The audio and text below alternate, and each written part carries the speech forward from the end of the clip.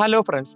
കഴിഞ്ഞ ദിവസം പുറത്തിറങ്ങിയ ആട് 3യുടെ ട്രെയിലർ കണ്ടപ്പോൾ എനിക്ക് മനസ്സിലായ ചില ഹിഡൻ ഫാക്ടുകളെ കുറിച്ചാണ് ഈ വീഡിയോയിലൂടെ പറയാൻ പോകുന്നത്. ഇത് 100% ശരിയാണെന്ന് ഞാൻ ഒരിക്കലും അവകാശപ്പെടുന്നില്ല. എന്തായാലും ഒരു എന്റർടൈൻമെന്റായി മാത്രം ഈ വീഡിയോ കാണാൻ ശ്രമിക്കുക. ഈ വീഡിയോ നിങ്ങളുടെ സിനിമ ആസ്വാദനത്തെ ബാധിക്കുന്നുണ്ടെങ്കിൽ ദയവായി സ്കിപ്പ് ചെയ്തു പോകാവുന്നതാണ്. So welcome to box office.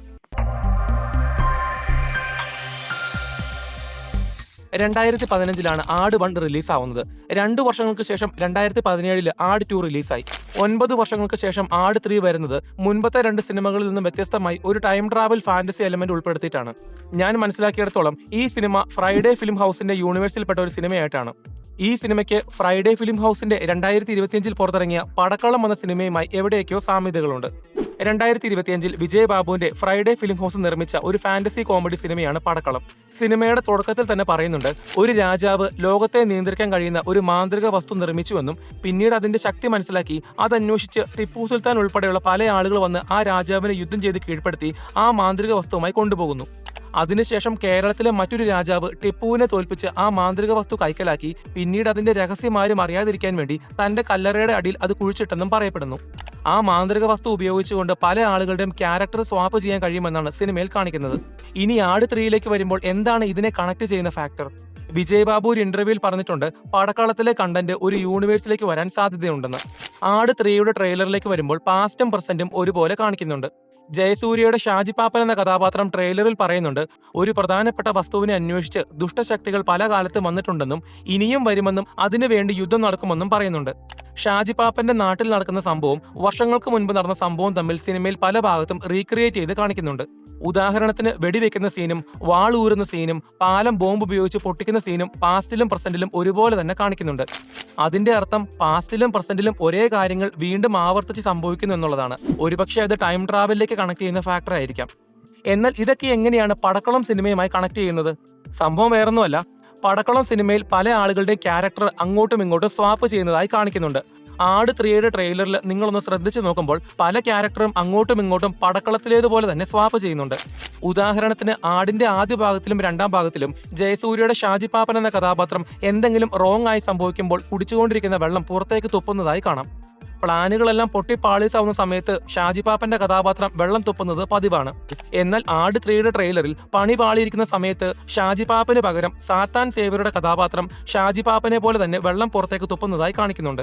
അതുമാത്രമല്ല, ആട് 1 സിനിമയുടെ ക്ലൈമാക്സിൽ ഷാജി പാപ്പൻ തോക്കുമായി ഡ്യൂഡിന്റെ മുൻപിൽ നിന്നുകൊണ്ട് വലിയ ഡയലോഗ് അടിക്കുന്നുണ്ട്. തോക്ക് പൊട്ടില്ല എന്ന് മാത്രമല്ല, ഷാജി പാപ്പന്റെ നടുവേദന അവിടെ വലിയ പ്രശ്നമായി വരുന്നുണ്ട്. ആട് 3യിലെ ഒരു സീനിൽ സാത്താൻ സേവ്യറുടെ കഥാപാത്രം തോക്ക് ചൂണ്ടി വലിയ ഡയലോഗ് അടിക്കുമ്പോൾ മുൻപിൽ നിൽക്കുന്ന കഥാപാത്രങ്ങൾ പറയുന്നുണ്ട്, തന്റെ വയ്യാത്ത നടു വെച്ചുകൊണ്ട് താൻ എന്ത് ചെയ്യാനാണെന്ന്. ശരിക്കും ഷാജി പാപ്പന്റെ വയ്യാത്ത നടുവിനെ കുറിച്ച് എന്തിനാണ് അവർ സാത്താൻ സേവ്യരോട് പറയുന്നത്? അത് പറയുന്നത് ആരാണ്? ഷാജി പാപ്പന്റെ ടീമിലെ ആളുകൾ. ചുരുക്കി പറഞ്ഞാൽ ഇവിടെ ഷാജി പാപ്പന്റെ ക്യാരക്ടറിനെ സാത്താൻ സേവ്യറിലേക്ക് സ്വാപ്പ് ചെയ്യുന്നുണ്ട്. ഷാജി പാപ്പന്റെ നടുവേദനയും വെള്ളം കുടിച്ച് പുറത്തേക്ക് തുപ്പുന്ന ആംഗ്യവും തോക്ക് ചൂണ്ടിട്ടുള്ള ഡയലോഗടിയും എല്ലാം സാത്താൻ സേവ്യർ അനുകരിച്ച് ചെയ്യാനുള്ള കാരണം അവിടെ പടക്കളം സിനിമയിൽ സംഭവിക്കുന്നത് പോലെ തന്നെ ഒരു ക്യാരക്ടർ സ്വാപ്പിംഗ് നടക്കുന്നതുകൊണ്ടാണ്. ഷാജി പാപ്പനിലേക്ക് സ്വാപ്പ് ചെയ്യുക മാത്രമല്ല, വിജയ് ബാബുവിന്റെ കഥാപാത്രമായും സാത്താൻ സേവ്യർ സ്വാപ്പ് ചെയ്ത് മാറുന്നുണ്ട്. ഇന്ദ്രൻസിന്റെ കഥാപാത്രത്തിന്റെ മുൻപിൽ വന്നിരുന്ന് വിജയ് ബാബു പറയുന്ന അതേ ഡയലോഗ് ഡെലിവറി തന്നെയാണ് സാത്താൻ സേവ്യർ ആട് 3യിൽ ഇന്ദ്രൻസിനോട് പറയുന്നത്. ഇത് ക്ലിയർ ആയിട്ടും സാത്താൻ സേവ്യർക്ക് മറ്റുള്ളവരുടെ ക്യാരക്ടർ സ്വാപ്പ് ചെയ്യാൻ കഴിവുള്ള മാന്ത്രിക വസ്തു കിട്ടിയെന്നുള്ളതിന്റെ സൂചനയാണ്. അതിന് കാരണം പടക്കളം സിനിമയിൽ പറയുന്നത് പോലെ തന്നെ മാന്ത്രിക ശക്തിയുള്ള ആ വസ്തു ആട് 3യിലും അവർ ഉപയോഗിക്കുന്നുണ്ട് എന്നതാണ്. ആട് 3 ട്രെയിലറിന്റെ തുടക്കത്തിലും അതുകൊണ്ട് തന്നെയാണ് പറയുന്നത്, ദുഷ്ടശക്തികൾ പല കാലത്തേക്ക് ഒരു മാന്ത്രിക ശക്തിയുള്ള വസ്തു അന്വേഷിച്ചു വന്നുവെന്ന്. ഒരുപക്ഷെ പടക്കളത്തിൽ കാണിക്കുന്ന അതേ മാന്ത്രിക ശക്തിയുള്ള വസ്തു ആട് 3യിലും അവർ കൊണ്ടുവന്നു എന്നുള്ളതാണ് ഇതിന്റെ അർത്ഥം. അതുകൊണ്ട് തന്നെ ഫ്രൈഡേ ഫിലിം ഹൗസിന്റെ യൂണിവേഴ്സിൽപ്പെട്ട ഒരു സിനിമയായിരിക്കാനാണ് ആട് 3യുടെ സാധ്യത. ട്രെയിലറിൽ കാണിക്കുന്ന മറ്റൊരു സംഭവമാണ് ഒരു സായിപ്പ് നാട്ടിൽ വന്നിട്ട് എന്തോ ഒരു വസ്തുവിനെ നോക്കി മൈസൂർ റോക്കറ്റ് എന്ന് പറയുന്നത്. ഇവിടെ മൈസൂരിനെ കണക്ട് ചെയ്യുന്ന ഒരു കാര്യം എന്താണെന്ന് വെച്ചാൽ, പടക്കളം സിനിമയിലെ ആ ഒരു അത്ഭുത ശക്തിയുള്ള മാന്ത്രിക വസ്തു തേടി ടിപ്പു സുൽത്താൻ വരുന്നത് മൈസൂരിൽ നിന്നാണ്. പടക്കളത്തിലും ആട് 3യുടെ ട്രെയിലറിലും പറയുന്ന കോമൺ ആയിട്ടുള്ള ഒരു കാര്യമാണ്, ആ മാന്ത്രിക വസ്തു തേടി പല ആളുകളും വന്നിട്ടുണ്ടെന്നും ഇനി ഭാവിയിൽ വരികയും ചെയ്യുമെന്നും യുദ്ധം സംഭവിക്കുകയും ചെയ്യുമെന്നും. അതുകൊണ്ട് തന്നെ പഴയ കാലഘട്ടത്തിൽ അതിനുവേണ്ടി യുദ്ധം ചെയ്തിട്ടുള്ള വിദേശത്തു നിന്നുമുള്ള പല കഥാപാത്രങ്ങൾ പുതിയ കാലഘട്ടത്തിലും ആധുനിക സജ്ജീകരണത്തോടു കൂടി വരുന്നുണ്ട്. ആട് സിനിമയിലെ വളരെ പ്രധാനപ്പെട്ട ഒരു കഥാപാത്രമാണ് പാലം.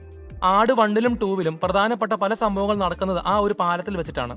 എന്നാൽ ആട് 3യുടെ ട്രെയിലറിൽ പാസ്റ്റിൽ ഒരു വലിയ പാലം പണിയുന്നതിനെക്കുറിച്ചും ആ പാലത്തിൽ വെച്ച് കുറെ ആളുകളെ കൊല്ലുന്നതിനെക്കുറിച്ചും പിന്നീട് പാലം ബോംബ് വെച്ച് പൊട്ടിക്കുകയും ആ പാലത്തിൽ നിന്നും രാജാവ് വിജയബാബുവിന്റെ കഥാപാത്രത്തെ തള്ളി താഴേക്കിടുന്നതായും കാണിക്കുന്നുണ്ട്.